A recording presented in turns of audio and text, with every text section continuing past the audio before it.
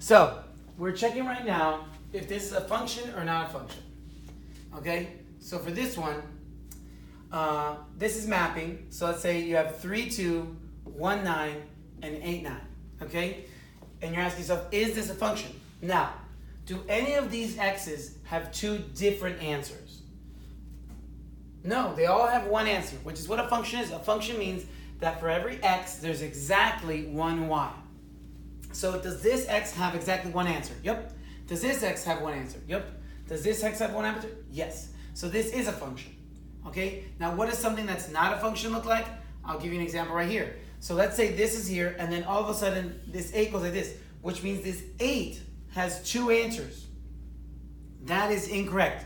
For every x, there's exactly one y, not two y's, one y. So this is an example of not a function. Now here we have another one that we're checking if it's a function. Now 3, 1, okay, 4, 2, negative 1, 2. None of the x's are repeating. I don't see anything that's an issue. This is a function. Okay? What would make it not a function? What would make this one not a function? Now let's say there's another line here, and I say 3, 2. Okay? You see that 3 now has two different answers? That is incorrect. That would make it not a function. Okay? Now this is the same thing over here. Remember, these are x's and these are y's. They're written in alphabetical order. So x is first and then y is second. So these are all the x's. Are any of them repeating? No. Now what if it repeated and did this? Well, this is still a function. Well, what do you mean, Mr. Castro? There's two 3's. I know, but look, the answer for 3 is 9. The answer for 3 is 9. So it's still just, the answer for 3 is 9. It's not like 3 has two different answers. The answer for 3 is 9. That is allowed. What is not allowed is if this was 3 and 19. That is incorrect. This would not be a function. Okay? So all you're looking for is, are the x's repeating? Are the x's repeating, giving two different answers? Okay? If that is happening, it is not a function. If that is not occurring, okay? If every x has exactly one y, like this one, it is a function. This one is a function. This one is not a function. The 8 has two different answers. All right, next. This is the same concept. Is it a function or is it not? Now, how do you check this? It's a vertical line test. Is there anywhere on this graph that you could make a vertical line going up and down and it would hit the red line twice? That means this line right here, it only hit it once. Okay, so this is, and I can check wherever I want, and you can check in your eye. Let me see if I can just highlight that piece.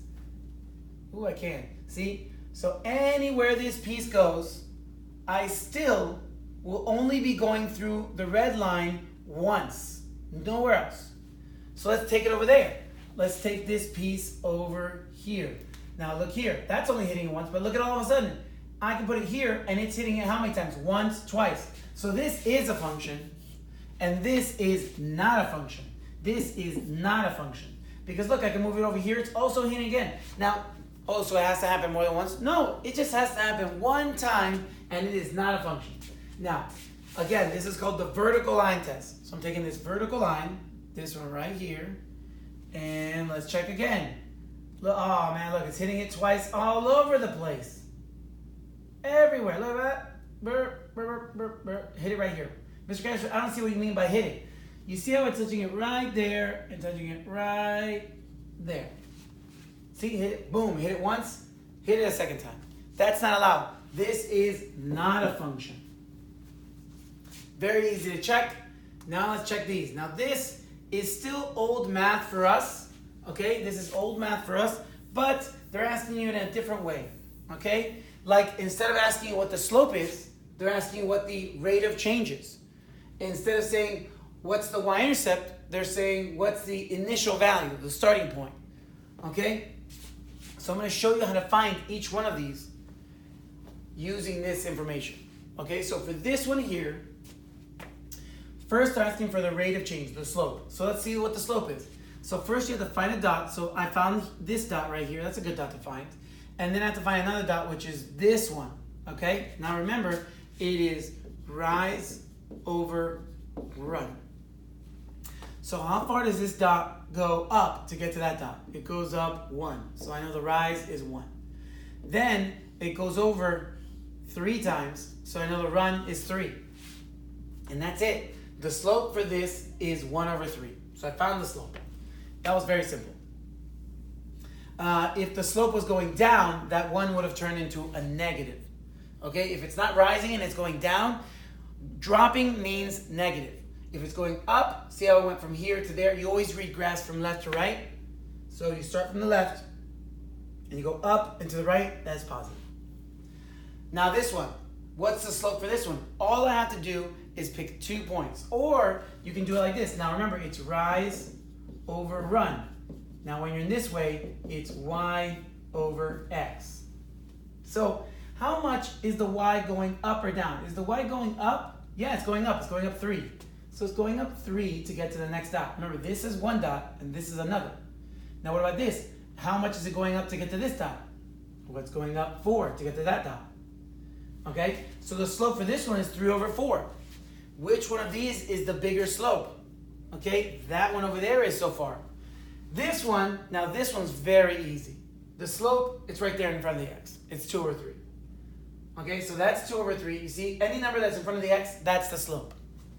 Here it's 3 over 4, here it's 1 over 3. Now if I said, hey, which one's the largest slope? 3 over 4 would be the largest slope. Okay, because 3 over 4 is 0.75. This is 0.67. This is 0.33. All right, now let's find the initial value. This is very easy. So if you get a question that says, hey, which one has the largest initial value? Okay, which one has the largest initial value? So the initial value is the y-intercept. So for this one, where's the y-intercept? When this line here hits this line here. So when does this line interact with this line? Okay, so it hits it right here at 2. So the y-intercept is 2. When you're looking at a chart, all you're looking for is a 0 in the x. So, oh, there's my 0. Whatever is in the y for that 0 is the y-intercept. So 3 is the y-intercept. Okay, here, where's the y-intercept for the equation? The y-intercept for the equation is this last number right here, the +1. Okay? So again, which one has the largest y-intercept? The chart. Now, let's keep on going here. The last thing you have to check is if something is linear or nonlinear. When you're looking at a graph, it's very easy to say if something's linear. Is it making a straight line? Yes. Check. It's linear. If this was making a curved line like this, if it was going up like this, that would be nonlinear. So that's nonlinear. Anything curved, or even if it's straight and then all of a sudden turns and goes down, oh, but it's 2 straight lines. That is nonlinear. This has to be one continuous straight line. That is linear. Okay? How do you check at a graph? I get it. Oh, straight line, linear. It's not a straight line, nonlinear. That's easy. This is a chart with points. That makes it more difficult. Now, the way that you check if this one's linear is that it stays continuous. You remember that we added 3? Does it do it again? This also adds 3. This was going up by 4, and then it went up by 4 again. So now, is the slope going to be the same all the way through? This one's 3 over 4. Then it was, 3 over 4 again. Okay? If there's another one, and all of a sudden, it's 11 and 12, right? So you go up, and this one went up 4, so that looks good. But this one went up only 2. 2 over 4 is not the same fraction as 3 over 4 and 3 over 4. So this is non-linear. Before I made the blue lines, it was linear because it was continuous on both sides. But now is non-linear. For the equation part of this, for the equation part that you're looking over here, how do I check if this is non-linear? Well, this is linear because it's doing what you're allowed to do to the x. You're allowed to add, subtract, multiply, and divide to the x. Okay? Right now, this is happening, so I'm just going to erase it. So y equals 2x. 2 is multiplying with x. That's allowed. You're allowed to multiply with the x. Okay? Are you allowed to add, Mr. Kessler? What about +2? Yeah, you're allowed to add. You can add. Okay? Can you divide? Can I have something like divided by 3? Yeah, you're allowed to have that. You're allowed to divide the x. Okay, what about subtracting? Or am I allowed to subtract x? Yeah, you can subtract and then also multiply. That's also acceptable. You can be doing all four things simultaneously. I can also divide this by 3. This is still linear. What you're not allowed to do is any special function. This, nonlinear. This, nonlinear. This, nonlinear. This, nonlinear.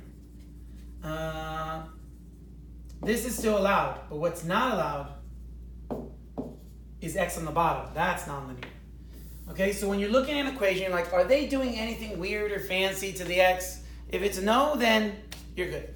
It's going to be a linear function. If not, you could just plug numbers into the equation and graph them. And if it's making a straight line, then you're good. And that's it.